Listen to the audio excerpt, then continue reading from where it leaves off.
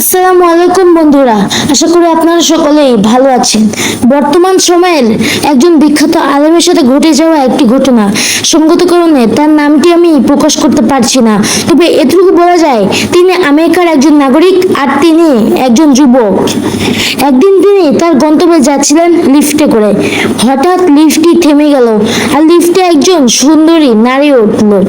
নারীটি খুব খোলামেলা পোশাক পরেছিল আর সেই নারী যখন লিফটে উঠলেন, আলেম সাহেব তখন তার দৃষ্টি সংযত করলেন। আলেম সাহেব চোখ নিচু করে মেঝের দিকে তাকিয়ে রইল। আলেম সাহেব নিচে তাকিয়ে আছে দেখে সেই নারী খুব অবাক হলো, কারণ এই প্রথম কেউ তার সৌন্দর্য দেখে নিচে তাকিয়ে রইল। নারীটি খুব মনে মনে ভাবতে লাগলো, কেন এই ছেলে আমার দিকে তাকাচ্ছে না। সে মনে মনে খুব বিরক্ত হলো, আমাকে কি আজকে দেখতে খুব খারাপ লাগছে নাকি? এই লোক কেন আমার দিকে পাত্তা দিচ্ছে না? সব ছেলে তো আমার দিকে হা করে তাকিয়ে থাকে। লিফটে তারা দুজন ছাড়া আর কেউ ছিল না।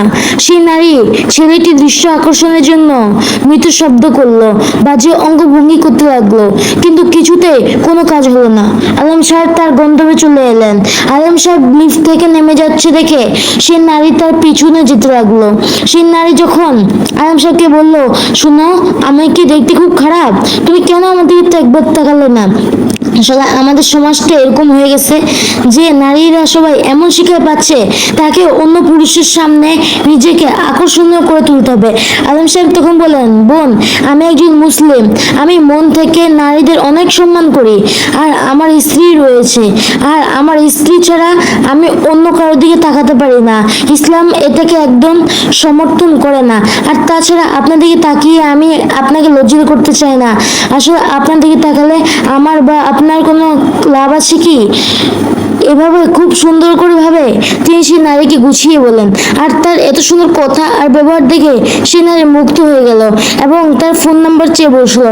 আসলে ভাবুন তো, একজন খুব সুন্দরী নারী আপনার কাছে ফোন নাম্বার চাইলে আপনি কি করবেন? যাই হোক, আলম সাহেব সেই নারীকে যখন ফোন নাম্বার দিলেন, এটা ভেবে যে তিনি সেই নারীকে ইসলামিক সম্পর্কে নিয়ে আসবেন। আশ্চর্যজনকভাবে দেখা গেল কিছুদিন পর সেই নারী ইসলাম ধর্ম গ্রহণ করেছেন। তিনি বলেন, ইসলাম আমাকে ভক্তি দিয়েছে, কেননা পূর্বে তিনি ঘন্টার পর ঘন্টা আয়নার সামনে বসে থাকতেন, কোন ডিজাইনের জামা পরে বের হবেন, আর তাকে এতে করে আরো কত আকর্ষণীয় লাগবে দেখতে, আর তিনি এটা ভাবতে থাকবেন।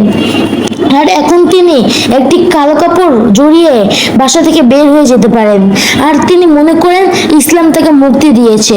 তো প্রিয় দর্শক, এরকম নতুন নতুন ইসলামিক ভিডিও পেতে আমার চ্যানেলটি সাবস্ক্রাইব করে রাখুন। গল্পটি আপনাদের কাছে কেমন লাগলো অবশ্যই কমেন্ট করে জানাবেন। আজ এ পর্যন্তই। সবাই ভালো থাকবেন, সুস্থ থাকবেন, আমার জন্য দোয়া করবেন। আসসালামু আলাইকুম ওয়া রাহমাতুল্লাহি ওয়া বারাকাতুহু।